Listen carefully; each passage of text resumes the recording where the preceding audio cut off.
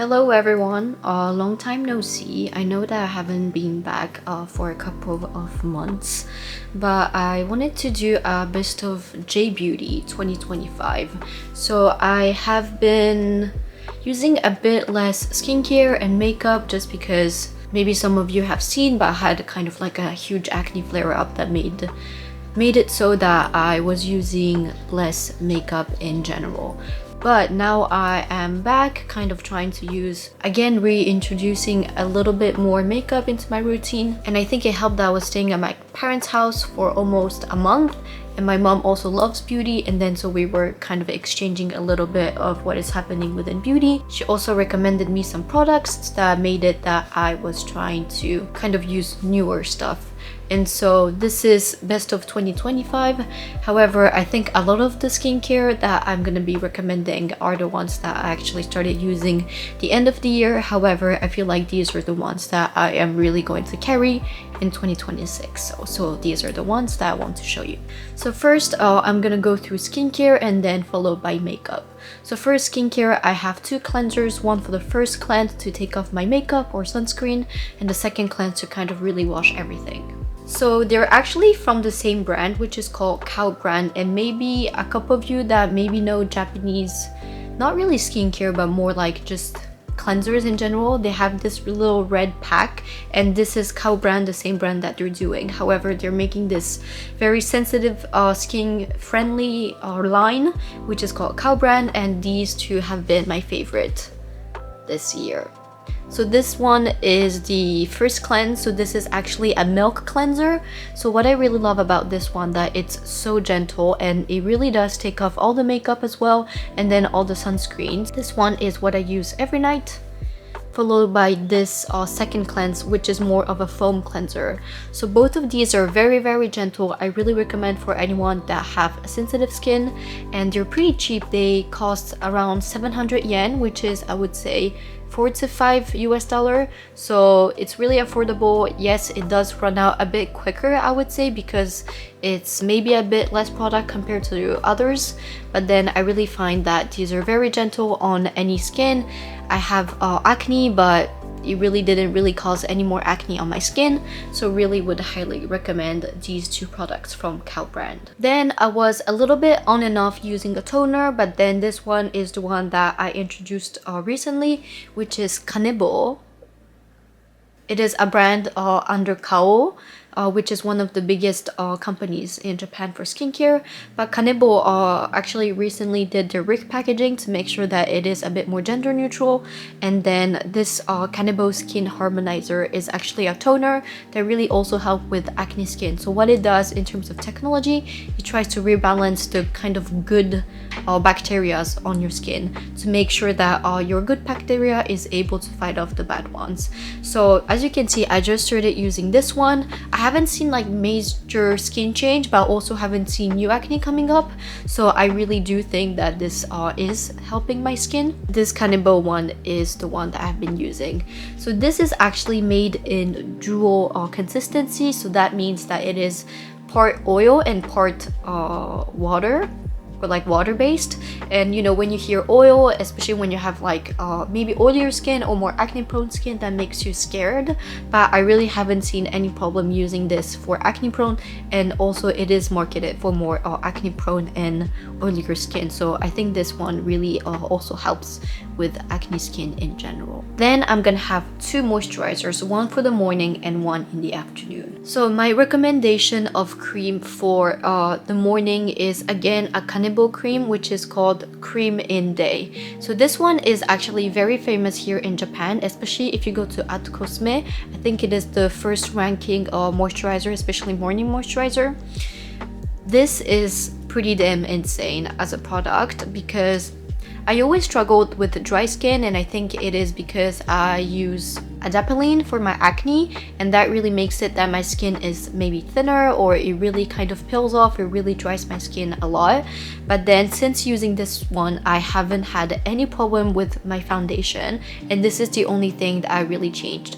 So yes, I started using the toner, but then I started using this one first, and this product is really what changed my skin especially when I'm using foundation. So I really love also how it looks like. It's very cute and smells kind of nice, but maybe there's I don't know if there's fragrance. I think it's more the actual ingredients that make this scent. You can see that I have used a little bit, and it comes with this spatula that you kind of take the amount on the top here, and then you actually use it. This is just in the morning because it actually has SPF 30. However, I put another layer of SPF afterwards to make sure that I'm really protecting my skin from the sun. My second moisturizer, I used to use this morning and night, but then now I'm just using this at night. So this is the Arestura Auto Barrier 365 cream, and I really love also the consistency because I used to use the Ilion one, but I haven't been able to find that in Japan here. And so this one has been my favorite. So I don't know if you can see, but there's kind of little bubbles that kind of glides on the skin and then, you know, kind of melts once you put on your skin. But it doesn't feel too sticky, it doesn't feel too heavy, but it's really moisturizing, and it's not as hydrating as the Kanebo one, which really helps to moisturize my skin and really puts kind of like a veil on top of my skin in the morning, which really helps with the caking and dry foundation. But I really love using this one at night. Again, it really hasn't caused me any acne. Again, can be said the same thing for the Kanebo one, but I really love how lightweight it is, and then really again hasn't caused me any acne. And this one is more affordable, which is 3,000 yen.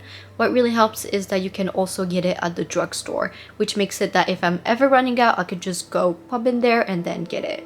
So I would say I finished a tube in a month and a half, I would say, by using it twice a day. So I think because I'm using this just at night, it may be gonna last 2 to 3 months. Next is going to be an eye cream. So I've never really used eye cream. There was one time that I tried to use the Beauty of Joseon Retinol or Bakuchu, I don't remember which one. I think it was a retinol eye cream, but it really stung my eye, and because of my lashes, it was really touching the cream. It got into my eye and it was really irritating, so I stopped using eye cream overall. But then I really felt that my concealer wasn't really sitting on very well, so I wanted to introduce more of a hydrating eye cream rather than something that had any more benefit than that, and that is when I found the Curél eye cream. It is affordable and able to be purchased at the drugstore, which makes it that it's easier to get your hands on. So it looks like this.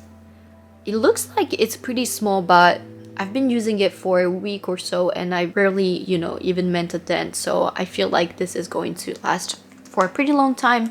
I usually take maybe this much, a very tiny amount for both of my eyes. What I like to do is, I think everyone have their own timing of, you know, when they put skincare on, like how long they wait between products.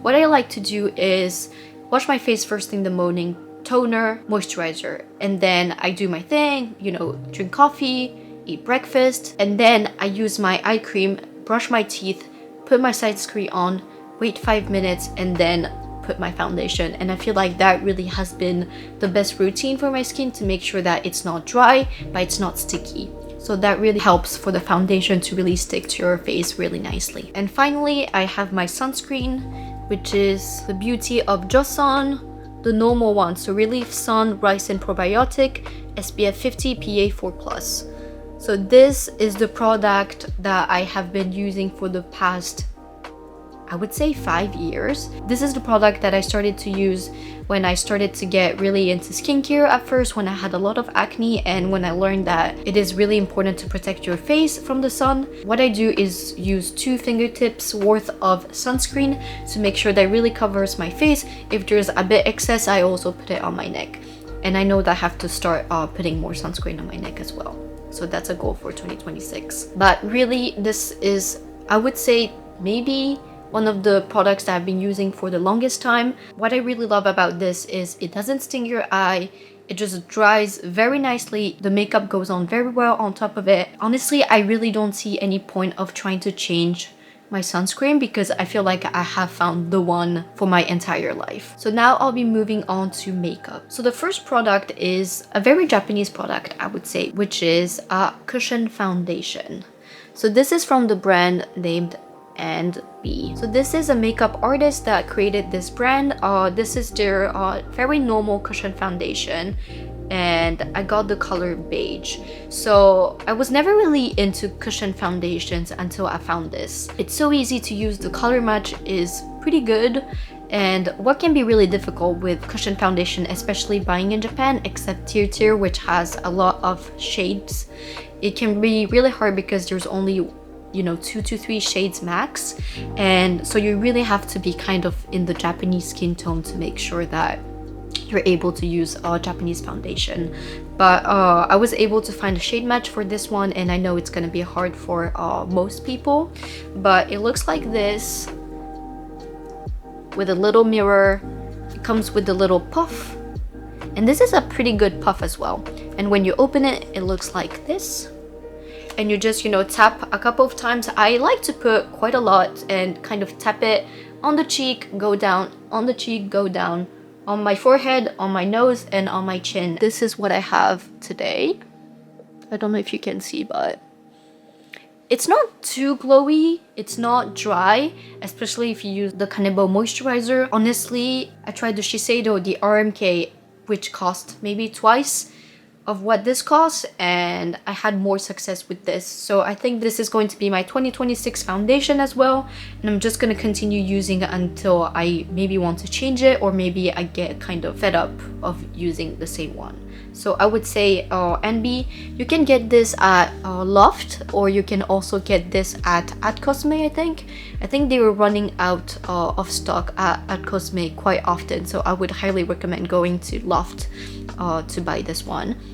But I would say this is quite life-changing as of a product. Next product, I have concealer. Again, I maybe have found this product a week ago because my mom also has the same problem where when she puts on concealer, it looks dry, and then it looks worse than, not putting anything.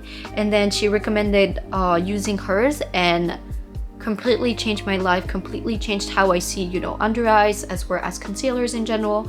So this is the Vise. It's quite popular in Japan. This is the color 01 Red Trick. The top is a color corrector and the bottom is going to be the concealer. What I'd like to do is take my fingers to dab on a little bit under my eyes, and then, right after you can already go in with the bottom one, which is the concealer color. And I think it's the mix of using both the eye cream by Curél as well as using this Vise concealer, but for the first time in my life, I really don't have any creases, any dryness under my eyes. Maybe you can see. It is quite life-changing. I don't have any more problems with using concealer since I started using this, so I know that this is again going to be my forever concealer. So what I did is actually do a huge declutter end of the year in 2025, and then what I tried to do is actually just put aside all the products that and makeup that I haven't really been using. And so now I only have one brush in my makeup bag, and that one is the Say one in the color Cutie. So I know this is not a J Beauty, but I still wanted to showcase because I feel like the Japanese ones are mostly powder, and I prefer a cream slash liquid blush because I feel like it's a bit easier and gets less patchy on especially dry skin. But this one, I bought it in 2024 and I have just been loving it so much. So the color looks like this. So it's a bit of like a pink, peachy, terracotta color, and it just looks dewy all day long, and I just love a really dewy look on my face. So I have been loving this blush. I really haven't found a reason why to change. I love that I found my everyday blush, so I don't have to kind of change up my blush every day.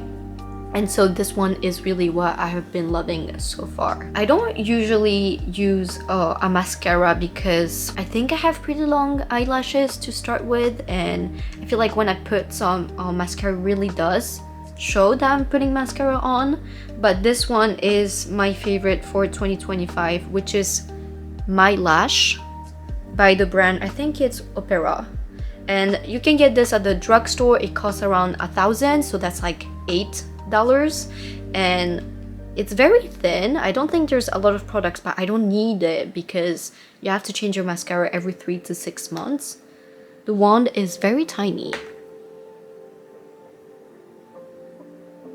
But the point here isn't really about volume, it's more about length. And one day I put it on and my mom was like, wow, you have huge eyelashes. And I was like, oh, is that a good thing? I don't know. But I'm really happy that I really tried this one because I knew that I wanted to try it. I think Japanese mascara really is great because they're all film mascaras. So film mascara is when you actually coat your eyelashes with polymers to make sure that it really sticks all day and it doesn't budge, or even if when you cry it doesn't, you know, make lines.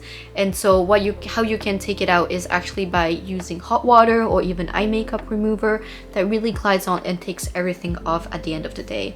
So again, this is also a film mascara and it really helps to keep your eyelashes long and a bit fluffy all day long. So My Lash has been my favorite this year. I haven't really used any eye color makeup this year. I think I wanted to have more of a natural everyday look, especially as I started to wear a bit more makeup on the everyday basis. So I really wanted to make sure that I kept it quite simple and then something more of an everyday makeup look. So I wasn't really using any eyeshadow, but what I found is that I really love having colors on my lips, and I feel like it really helps to wake up my face, really make sure that I don't look just, you know, imagine you have a foundation, your skin look flawless, but then, you know, your eyes have nothing, maybe your lips have nothing, and it's a bit of a weird balance. And that is when I started introducing this Chanel lip color. So this is, I don't know what this is called, but I think this one is pretty new. I think it came out this year in 2025. This is so great. So my mom again gave this to me because she had 3 of them. So what you do is first put the color and then you wait maybe 3 to 5 minutes until it becomes really dry and matte. So you can either go in with that, but you can also put this more transparent liquid to make sure that it really plumps. So it's not really stingy or anything, it's just very hydrating. But this lasts all day long. Like when you put it first in the morning, it's gonna stay there until at night, and I've never really had this experience, especially because I really don't like any matte lipstick, and I know that matte lipstick really stays all day long on your lips, but I really don't like matte lipstick, so I wanted to make sure that it's something hydrating. This is when she introduced me to this product. And I also really love all the colors that they have. This is Tender Beige, and it's kind of like My Lips but better color. Yeah. So this is what I have today. As you can see, it puts a lot of color but not too much. So I've been really loving having this one in my routine. So this has been my go-to everyday lipstick for the past months. So that is all for my 2025, especially J Beauty skincare and makeup favorites. Thank you again for watching. I'm gonna try to make sure to post a little bit more videos in 2026. Please let me know if there's anything that you want to see, especially either that's beauty, either that's fashion, either that's a bit more exploring about anything in Japan. Just let me know in the comments below, and thank you for watching and see you next time. Bye!